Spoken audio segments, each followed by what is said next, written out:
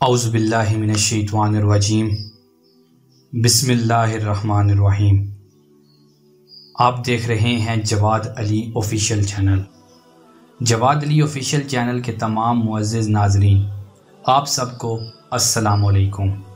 دوستو، امید کرتا ہوں کہ آپ سب لوگ خیریت سے ہوں گے۔ کہتے ہیں کسی جگہ ایک شخص رہتا تھا جس کے 3 بیٹے تھے۔ اس شخص نے اپنے تینوں بیٹوں کا نام عبداللہ رکھا ہوا تھا۔ دن گزرتے رہے حتیٰ کہ اسے مرض الموت نے آن لیا۔ اس نے اپنے تینوں بیٹوں کو بلا کر نصیحت کی کہ عبداللہ کو وراثت ملے گی، عبداللہ کو وراثت نہیں ملے گی اور عبداللہ کو وراثت ملے گی۔ اس کے ساتھ ہی اس کی روح قبض ہو گئی۔ وہ خود تو مر گیا مگر اپنے بیٹوں کو حیرت میں ڈال گیا کہ کیسے فیصلہ کریں کہ کن 2 عبداللہ کو وراثت ملے گی اور کس عبداللہ کو وراثت نہیں ملے گی۔ تینوں بھائیوں نے فیصلہ کیا کہ شہر جا کر قاضی سے اپنا فیصلہ بیان کریں اور ان سے کوئی حل مانگے۔ تینوں بھائی شہر کے لیے سفر پر روانہ ہو گئے۔ راستے میں انہوں نے ایک ایسے آدمی کو دیکھا جو اپنی کسی گمشدہ چیز کو تلاش کر رہا تھا۔ ان بھائیوں کے پوچھنے پر اس نے بتایا کہ اس کی ایک اونٹنی گم ہو گئی ہے جسے وہ تلاش کرتا پھر رہا ہے۔ ایک عبداللہ نے پوچھا، کیا تیری اونٹنی ایک آنکھ سے کانی تھی؟ اس آدمی نے کہا، ہاں ایسا ہی تھا۔ دوسرے عبداللہ نے پوچھا، کیا تیری اونٹنی ایک ٹانگ سے لنگڑی تھی؟ اس نے کہا، بالکل ٹھیک، میری اونٹنی ایک ٹانگ سے لنگڑی تھی۔ تیسرے عبداللہ نے اس آدمی سے پوچھا، کیا تیری اونٹنی کی دم کٹی ہوئی تھی؟ اس نے خوشی سے کہا، بالکل ٹھیک، میری اونٹنی کی دم کٹی ہوئی تھی۔ بس جلدی سے بتا دو میری اونٹنی کہاں ہے؟ تینوں بھائیوں نے جواب دیا، باخدا ہمیں آپ کی اونٹنی کے بارے میں علم نہیں، ہم نے اسے نہیں دیکھا۔ اونٹنی کا مالک ان کی یہ بات سن کر غصے سے پاگل ہو گیا۔ اس نے فیصلہ کیا کہ ان تینوں کو کھینچ کر قاضی کے پاس لے جائے گا۔ اس سے پورا یقین تھا کہ اس کی اونٹنی کو یہ تینوں ذبح کر کے کھا چکے ہیں اور اب اپنے جرم کو چھپانے کے لیے جھوٹ بول رہے ہیں۔ اونٹنی والے نے جب تینوں کو اپنا ارادہ بتایا تو انہوں نے کہا کہ ہمیں کوئی اعتراض نہیں، کیونکہ ہم خود بھی قاضی کے پاس جا رہے ہیں۔ جب یہ چاروں لوگ قاضی کے پاس پہنچے تو اونٹنی والے آدمی نے قاضی سے اپنا قصہ بیان کیا۔ قاضی نے ان تینوں سے کہا کہ جس طرح تم تینوں نے اونٹنی کی نشانیاں بتائی ہیں اس کا ایک ہی نتیجہ نکلتا ہے کہ اونٹنی تم تینوں کے پاس ہے۔ بہتر ہے کہ تم اپنے جرم کا اعتراف کر دو۔ پہلے نے کہا، جناب عالی، ہم نے اونٹنی کو نہیں دیکھا، ہاں البتہ اونٹنی کے آثار ضرور دیکھے تھے۔ جب میں نے اس سے کہا کہ تیری اونٹنی ایک آنکھ سے کانی ہے تو میں نے دیکھا کہ راستے کے ایک طرف کا گھاس تو خوب چرا ہوا تھا مگر دوسری طرف کا گھاس ویسے ہی موجود تھا۔ اس کا ایک ہی مطلب تھا کہ اس آدمی کی اونٹنی ایک آنکھ سے کانی ہوگی۔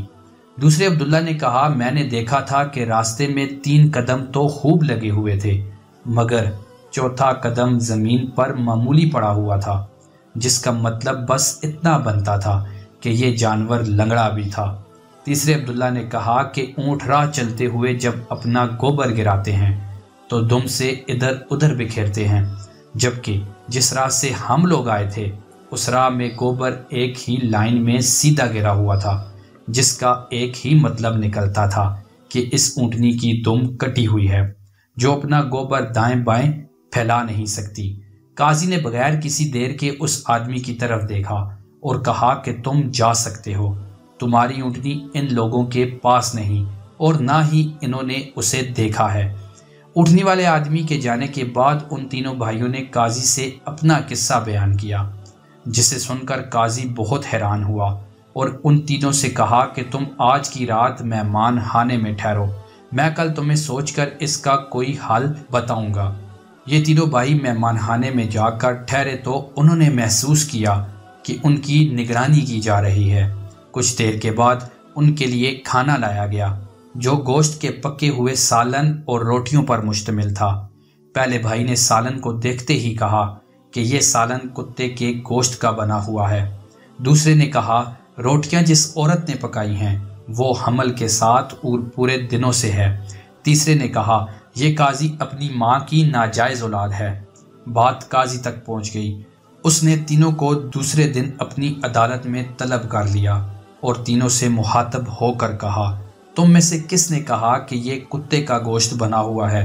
پہلے نے کہا کہ میں نے کہا ہے۔ قاضی نے باورچی کو بلا کر پوچھا۔ اس نے اعتراف کیا کہ گھر میں پکانے کے لیے کچھ نہیں تھا، تو اس کو شرارت سوجی تو اس نے کتا مار کر اس کا گوشت پکایا اور ان کو کھانے کے لیے بھجوا دیا۔ قاضی نے پہلے سے پوچھا کہ تمہیں کیسے پتا چلا کہ یہ کتے کا گوشت ہے؟ اس نے بتایا کہ گائے، بکری اور اونٹ کے گوشت کے نیچے چربی لگی ہوتی ہے، جبکہ یہ سارا گوشت چربی نما تھا جس کے نیچے کہیں کہیں گوشت لگا ہوا تھا۔ قاضی نے کہا کہ تم وہ عبداللہ ہو جس کو اپنے باپ کی وراثت میں سے حصہ ملے گا۔ قاضی نے دوبارہ ان سے مخاطب ہو کر پوچھا کہ کس نے کہا تھا کہ یہ روٹیاں اس عورت نے بنائی ہیں جو حمل سے ہے اور پورے دنوں سے ہے؟ جواب میں دوسرے نے کہا کہ میں ہوں جس نے یہ کہا تھا۔ قاضی نے پوچھا کہ تمہیں کیوں کر لگا؟ تو اس نے کہا کہ میں نے دیکھا کہ روٹیاں ایک طرف سے خوب پھلی ہوئی جبکہ دوسری طرف سے کچی اور موٹی رہ گئی تھی۔ میں نے اس سے یہی نتیجہ اخذ کیا کہ روٹیاں بنانے والی ایک ایسی خاتون ہے جسے تکلیف کے مارے زیادہ جھکا نہیں جا رہا تھا اور وہ سامنے کی چیز بھی نہیں دیکھ پا رہی۔ اس کا مطلب یہی بنتا تھا کہ عورت حاملہ ہے اور روٹیاں بنانے میں تکلیف محسوس کرتی رہی ہے۔ قاضی نے عبداللہ سے کہا کہ تم وہ عبداللہ ہو جسے اپنے باپ کی وراثت میں سے حصہ ملے گا۔ پھر قاضی نے تینوں سے مخاطب ہو کر کہا کہ کس نے کہا تھا کہ میں والد الحرام ہوں؟ تیسرے نے کہا کہ یہ میں نے کہا تھا۔ قاضی اٹھ کر اندر گیا اور اپنی ماں سے پوچھا کہ یہ بات سچ ہے کہ وہ اپنی ماں کی ناجائز اولاد ہے؟ تو اس کی ماں نے کہا کہ یہ سچ ہے کہ تم اس کی ایک ناجائز اولاد ہو۔ قاضی نے واپس آ کر اس تیسرے عبداللہ سے پوچھا کہ تمہیں کیوں معلوم ہوا کہ میں اپنی والدہ کی ناجائز اولاد ہوں؟ تو اس نے جواب دیا کہ اگر تم حلالی ہوتے تو مہمان خانے میں ہم پر نگرانی نہ کرتے، نہ ہی کتے کا گوشت پکوا کر ہمیں کھلواتے اور نہ ہی کچی روٹیاں کسی مظلوم عورت سے بنوا کر ہمیں کھلواتے۔ قاضی نے اس عبداللہ کو مخاطب ہو کر کہا کہ تم وہ عبداللہ ہو جسے اپنے باپ کی وراثت میں سے حصہ نہیں ملے گا۔ تیسرے عبداللہ نے حیرت کے ساتھ قاضی کو دیکھا اور پوچھا کہ ایسا کیوں؟ تو قاضی نے جواب دیا کہ ایک ناجائز اولاد ہی دوسری ناجائز اولاد کو ٹھیک ٹھیک پہچان سکتی ہے، اور تم بھی میری طرح ایک ناجائز اولاد ہو۔ وراثت پانے والے دونوں عبداللہ اپنی ماں کی طرف واپس لوٹے اور دریافت کیا کہ ہمارے تیسرے بھائی کا کیا ماجرا ہے۔ تو ان کی ماں نے دریافت کیا کہ تمہارا باپ ایک دفعہ صبح کی نماز پڑھنے مسجد گیا تو اسے دروازے پر ایک بچہ ملا، تو تمہارا باپ اس بچے کو اپنے گھر لایا اور اس کا نام بھی تم جیسا عبداللہ رکھا اور اس کی پرورش کی۔ تو دوستو، امید کرتا ہوں کہ آج کی ویڈیو آپ کو پسند آئی ہوگی۔ تو اگر آپ کو ویڈیو پسند آئے تو ویڈیو کو لائک کریں، شیئر کریں اور ہمارے چینل کو سبسکرائب کر کے ساتھ موجود بیل کے آئیکن کو دبا دیں تاکہ آپ نئے آنے والی ویڈیوز کو بآسانی دیکھ سکیں۔ تب تک کے لیے آپ سب کا، ہم سب کا اللہ نگہبان۔